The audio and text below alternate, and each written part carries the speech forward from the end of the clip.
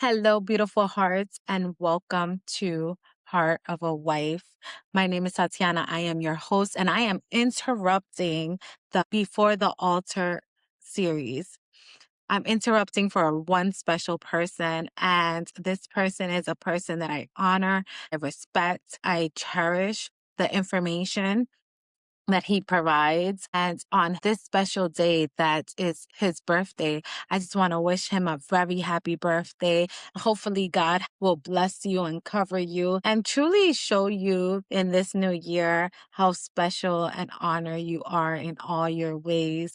Thank you for being a brother to me. Thank you for being there and helping me out along my way. I love you. And most importantly of all, thank you for being the best husband to my best friend. So thank you, Jonathan. And I hope you enjoy this day. Just like everyone, I hope you enjoy this episode. Before the Altar series will resume next week. I want to dive into what the waiting period looks like. I know you are a married man, but yet you are uh, a man that I would say has good knowledge, good advice, not only for the females, yet also for the males in your life, because you hold men accountable to what they want and what they desire, and possibly who they could become that is better than they are right now. Absolutely. And I hold myself accountable for everything, for all my actions. So I want to bring up the first topic, and you're gonna say what's on your mind about it. The first one is how insecurities affect the way a woman moves with a man. Oh, that's a good one too. We can go on and on that one. Well, speaking on the man's perspective, the man's insecurity when it comes to a relationship with a woman and how a woman perceives it plays a big factor in a relationship. And for most men, well, let me rephrase that. For a man in my stature, how I hold myself up. Insecurity shows in a man more than it will show in a woman. And that can be in any form, in the form of jealousy, in the form of how they see their partner, or what they want for their partner. It plays a lot of roles in a relationship. And it's very easy for a woman to see that in a man as opposed to a man seeing it in a woman. A woman can cloak and dagger their insecurities unless they get triggered on their past traumas where they caused that specific insecurity. As opposed to a man carries his insecurities on his sleeve. He lets his insecurities dictate his life, dictate So we see the byproducts of a man's insecurity more than so than women. I think, or is it that women to show their insecurity is as much to be expected versus it's different than a man that conceals his emotions, but in action show his insecurity. in actions. Men show their insecurity. They will not be verbal or vocal about it or their feelings because us as men, we are taught to withhold our feelings, withhold our emotions, and continue on in the day. As opposed to women will talk about it if the time or chance presents itself. So how would you suggest, let's say, a woman that is dealing with an insecure man, whether it's jealousy or whether it's any other insecurities that's plaguing his mind that is now being introduced through action into a relationship? How would a woman navigate that? Would say when it comes to that, reassure if this is a man that you see yourself with. This doesn't go to regular single individuals. This is more towards couples and those that are truly want to be with that individual that they see themselves with or they're with right now. Reassure them. And men always need reassurance. We look for validation and reassurance. That is our key. As long as we have validation and reassurance, and showing that you are going to be there, those dwindle away very quickly. Now, in the same light of insecurities, when I just want to say kind of what women go through when they're insecure and they're heading into a relationship, and I want you to tell me if it's similar to what men would also. So let's say Okay. a woman that is insecure, that wants the end before the beginning. I'm talking about a woman that desires marriage and to the point where it isn't about the person, it's just about the goal of getting married. They automatically possibly would meet a man and envision the future. They could envision it because they already have that vision in their mind. They didn't vet the man. They ignoring red flags left and right because it really doesn't it's not that they don't see the red flags, it's that it doesn't she doesn't want it to tarnish the picture of the picture perfect marriage or the vision. So she would sweep certain things under the rug. They force closeness with a person. They want that every day. I want to talk to the person. I want to be around the person and mistake the attention the person gives for alignment. Would this be the same as a man? In certain aspects, yes. I can agree that in certain aspects that there is some similarities when it comes to that, especially if a man is really into the individual that they're seeking to be with. They'll pull all the stops, anything that is possible to make it happen because that's the person they want to be with, and they also ignore red flags as well. So yeah, there is very much a lot of similarities in that aspect. Now, are you in the belief system of that anyone could kind of be your right partner? It's all about what you tolerate? Or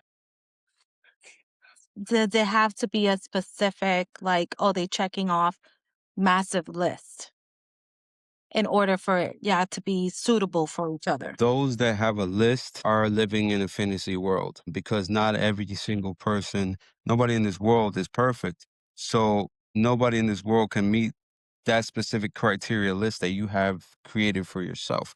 And that goes for male and female. That goes Mm-hmm. for both because males do create a list as well. So I see it as living in a fantasy world that can never amount to anything. Any person can be your person. It all comes down to the sacrifice and the compromising amongst each other. Mm. That's what it comes down to, you know, because again, you're never going to find the one that fits every single criteria in your list. Maybe they'll get 9 out of 10, but that one that they miss is the most important one to you. And this is why I say that any person could be your person. It comes down to the compromise amongst each other. So is it what I'm hearing from you is makes a statement true of a man necessarily doesn't marry the person that they fall in love with. They marry the person that is there when they decide I'm ready to be a husband. Is that statement true? That's a 50-50. That's yes and no. More of yes, because when a man decides that he is ready to settle down and provide, be a husband and be a father, no matter what situation comes up, he's already said that that's what he wants to do for the rest of his life. As opposed to a woman, they set their eyes on something. If they want it, they'll get it. And then if it's not suitable for them, they can up and leave. Men have the same option, but men tend to not do that when they decide that they want to get married and they marry someone. They decide that they're going to do this for better or for worse, for good, because it's something they want to do. They want to settle down. They're done with the social dating and meeting other people. They just want to live life and share with someone and share good times and good memories.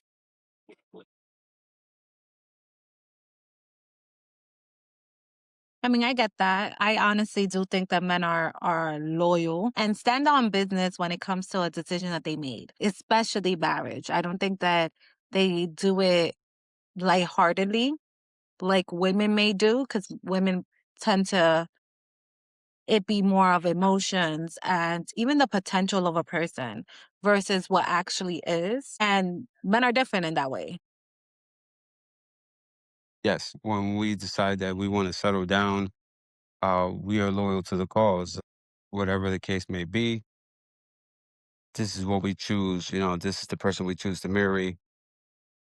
We're gonna stick to it. We're not gonna falter. We're not gonna let it hinder anything. This is what we want. We want to get married. So I am in the belief system that each man have a king and a fool in him. And the woman either speaks to the fool or the woman speaks to the king. Right? It's also which one does the woman activate? Not saying that it's her job to, but saying that it matters how a woman shows up in a man's life. It matters the words that she tells him, it matters her tone, how she speaks life to him matters. I think that in this day and age, a lot of women kind of either have not learned how to make a man feel appreciated, wanted, seen, um, or they just don't think that a man wants that. Yeah, I can agree on that one. I can definitely agree on that one. And that's what a lot of men that decide that they want to settle down and marry. That's what a lot of men look for is that appreciation. Both parties do a big sacrifice. I don't Mhm. say one does more sacrifice than the other. No, both parties do a big sacrifice when it comes down to getting married and saying those vows. But when it comes to a man, that sacrifice is sacred to them. They vow those, carry those, and they honor those sacrifices because of a better cause. They see a future with that individual that they choose to marry. As opposed to a woman, she can see it blindly and it can just be lust at the moment because of the joy and excitement that they get at the moment and knowing that they're going to get married. Now, you're a dad of two girls, right? And in being so, preparing for the future, when they decide to date or, or in that aspect, how would you raise your daughters to date in this world now? As I've been doing, but my daughters are young, so I do have a lot of years to go before they reach that point. What I've been doing is giving them knowledge from a man's view, from a man's perspective, and from a woman's perspective because of their mother. In the sense of knowing what you want in life and knowing what is true in the sense of this person, if you decide to talk to this person or you have a crush on this person, what does that person bring to the table that you don't bring to the table yourself? I am trying my best to raise independent women, and I respect and love independent women. With that being said, I show my daughters how to be strong minded, not to be pushy or demanding. No, be strong minded in the sense of knowing what you want and seeing if this person has somewhat of value for you and can help you prosper. And that is what it all is helping one another prosper in this life that we have that is borrowed because, our life is borrowed. We have no clock. We have no time. Whenever is our time to go. So, with that being said, knowing, learning, and seeing if this person that I am giving up my time for has something that helps me prosper in life, helps us prosper and become something better, not for the worse. I've been showing my girls how to do things on their own with no need of a man, which is contradictory from my old beliefs. Mhm.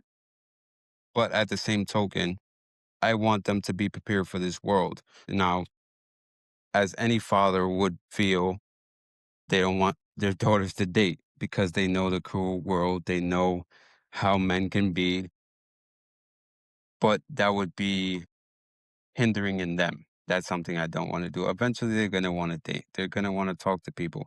Just knowing what you're going to step into. In this world, you have all types of men, you have all types of women.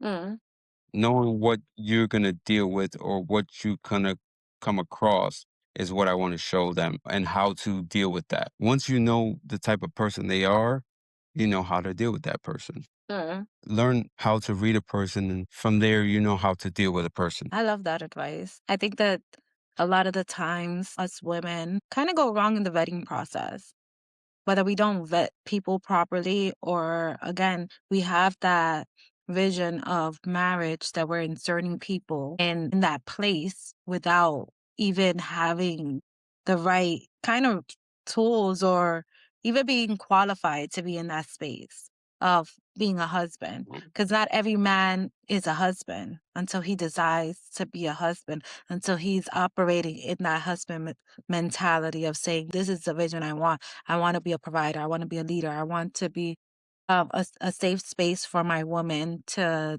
be emotionally safe, to help not only herself grow, but me grow. I want to be of service to my wife. And not a lot of men are Absolutely. operating in that space. They're operating in this space of me, me, me. That's one of the sacrifices that a man has to do and choose. That's the problem with society nowadays, that men want to choose me, me, me, and they want to cater and be soft and sympathetic, but at the same time, they choose to do for self and only self. And when a man decides to be a husband and want to be a husband, it's a choice of a sacrifice to not be all for self, Mm, be willing to give and not receive, and be there no matter what. mm. Yes, I think that we're living in one of the most selfish eras in time. Not saying that there wasn't selfishness before this era, 'cause it always has existed. Yet the level of I want what I want mentality kind of in our uh, era, it skyrocketed, truly. Absolutely. Absolutely. I can agree on that one. It's skyrocketed. To quote another artist, he said, and this is Jadakiss, he said, our men became more feminine, our women became more masculine. And it's like the women wanted us to be more receptive to sharing and being vulnerable, and men wanted women to be more vocal and more strong. This generation, this era, they took that and ran with it. They didn't even hesitate or think or see how it was going to play out. Well, there's a lot of confusion when it comes to relationships, dating, the how to's. Um, I believe that in a lot of homes, especially broken homes, love wasn't established properly. We weren't told, okay, this is how someone shows up for you, or this is how you should show up for somebody else. We just went through trial and error, and we're living in now in that space of reaping what we sow. We have taken all this information between social media, between our dynamics with how we grew up and seen our love in our family. And we concocted this kind of recipe that is not even helping nobody. Now, you've had so many years in marriage. What was your biggest lessons that you didn't expect when you first got married? What I didn't expect was my partner to be as independent as she was going into the marriage. When we first started dating, there was no signs. When I got married, the soft person, the soft, loving, caring person that I married stood up and said, "Hey, listen, this ain't nope, nope. That's when I realized, I'm like, this is different. Like, this is not the same person that I married. It is the same person I married, but this is not what I seen. And that was the wake up for me. Like, okay, my insecurities is playing a part in this. She's seeing it. She's been through her own thing. Let's figure out and let's rectify this. Mm. Let's come to a common ground. Which I And fully by agree. the by the grace of God and a well known friend that love and care about this relationship, You we could have say misstrues. it. Being We have come to an understanding on that aspect. now, which I'm thankful that you bring it here, right? You're talking about the insecurities that didn't even start in the beginning, that took root during relationships. A lot of times we sit here and say like, "Oh, this wasn't you in the beginning," right? But marriage exposes so much things within yourself and your partner. Absolutely. And that requires like when you want to intertwine, when you want to become one with your partner, you're going to have to go through these challenging moments of death of self. And it goes for both parties. A lot of the times I say that in relationships, a lot of the relational problems are singleness problems, problems that weren't healed or taken care of in the single moments that then enter a marriage and then gets highlighted or exposed by their partner in triggers and traumas coming up. How you handle it Absolutely. is how you like going about around the bumps of marriages. So for you, I had the pleasure of coaching you and your lovely wife, my sister, for many years.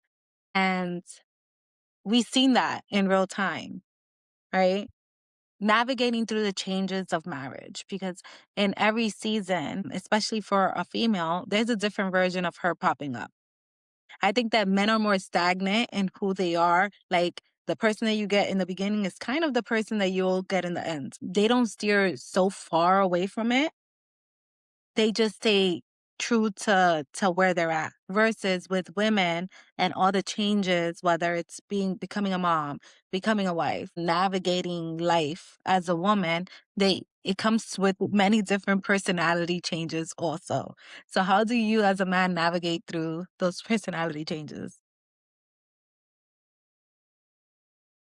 I take it day by day. Because we really don't, as men, we really don't fully learn. I would put it like this: we don't fully learn the four seasons of a woman. We get just in pieces, and we run with those little pieces of all four seasons, and we equate it to okay, you know what? That's one season, but we don't understand the full season, and we're not coherent and sit there and listen Mm, on each season of yeah. a woman. If we sat back and actually paid attention, we would understanding of the full season of a woman. But we don't take the time nor the effort to sit there and not analyze and understand that part. We just take the first part of it and run with it. Like that's what it is. Yeah, I think that there has to be a level of grace for navigating women's emotions and actually understanding to like listening to understand what is it that they truly need. Because a lot of women sit here and their emotion is leading them, yet are not using the words needed for their spouse or their man or the person that they're interested in to know what do they actually want? Because I think that's $1 million questions for men. What do women actually want? Because it's always something different. It's always that they don't know, but they actually do know. Men have to navigate through the landmines of trying to decipher these codes that it would have been so much Yeah. simpler if you just sat there and told If me you just say what is that you want. in a male's perspective, we are very simple creatures. You tell me what you want and we'll take care of it. How you want it, what you like, that's a better understanding. As opposed to women, they don't speak about that. Yeah, A man will tell you, hey, listen, this is what I like. This is what I want. Straightforward. Because that is exactly what they want. They're not undecisive. They want what they want. And if it's not met or if it's not understood or even considered, because some women don't even consider what men want or how they feel, then that's where the miscommunication comes in. That's where the distrust comes in. It's like, okay, like you can't even respect that. I'm telling you straightforward what it is that I would need to be this perfect person for you Mhm, that you're looking for. But when I ask you, mhm. what is it that you want and need, you can't even give me a straight answer on it. Now, that's one scenario. Then the other scenario is the woman like me that I would sit here and really communicate what is it that I want, yet the man can't grasp it. Yet either or his insecurity is blocking him truly Yes. embodying that because I have to sit here and say it like it is. A lot of the times when I sit here and say, oh, I want, let's say this out of somebody, and it's a specific man that I'm talking to one on one, and he has a potential of being there, but he's not quite there yet. And because he's not quite there yet, his insecurities takes the driver's seat. It shows up in many different ways. The Yes, it backlash does. to women, the jealousy of you don't understand or this is you want a perfect man and versus saying like, oh, right now I might not be equipped to give you that, but I'm working towards it. I don't think a lot of men do that at times. Acknowledging the parts where they are weak and saying, I am gonna work towards that. I could get there. And that's the biggest problem with men. They don't want to do the work as far as doing that Mm. and saying, hey, listen, I'm not there right now, but I'm willing to work to get there for you. Mhm.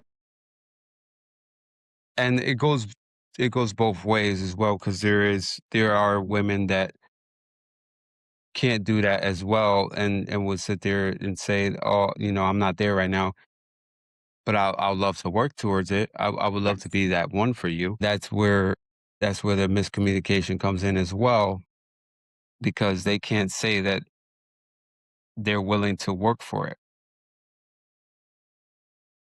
And not a lot of women are willing to work for it because they want what they want. And It's their same thing with picture. men, a level of stagnation in between both parties. Because I'm not neither pro men, pro women. I'm pro healthy relationships. Period. Pro life. Exactly. Pro healthy relation, pro the original design, what God Right. designed it love to be. That's what I'm pro in. And a lot of the times, this whole self awareness and accountability factor plays into relationships where at times we don't want to acknowledge that we are weak in an area because then someone's going to portray us in a different light, quote unquote. Versus saying, you know what, like I'm not perfect, nor do I inspire to be. Every day I'm just becoming a better version of myself in the process. But yeah, no, I can totally agree on that aspect. None of us are perfect, but those that want to try will try. And that's the problem with the society nowadays. Nobody wants to try. They rather give up and try something else as opposed to actually fight and try and be there for that person that they want, or show that person that they want what it is that they need to be it in a healthy relationship. I fully agree. And it brings me to that thought of people saying, oh, you can't change a person. And in a way, I feel like that could be right. Yeah, in the same light, I feel like you could inspire a person to be great based off of how you show up for that person. And a lot of times Absolutely. when Like, we when that statement, sorry to cut you off, but when that Mhm. statement is said, you can't change a person. I beg to differ. You can always show an old dog New tricks. new tricks. It is in the dog to be willing to learn that new trick. And that is the difference, is that dog, that old dog wanting to learn new tricks, especially for the one that they want to be with. I think that you can definitely inspire someone to change. I believe that it all depends on also how genuine you are when it comes to like presenting this change, saying like, I want you to change for me, to be perfect for me, versus I want you to change to become a better version of you for you, whether I'm there in the picture or whether I'm not there in the picture. You deserve to be the best self you can be. You deserve to be loved on. You deserve to be poured into. You deserve so much more than even you can imagine. And it's the point of me being in your life is to show you that that's possible.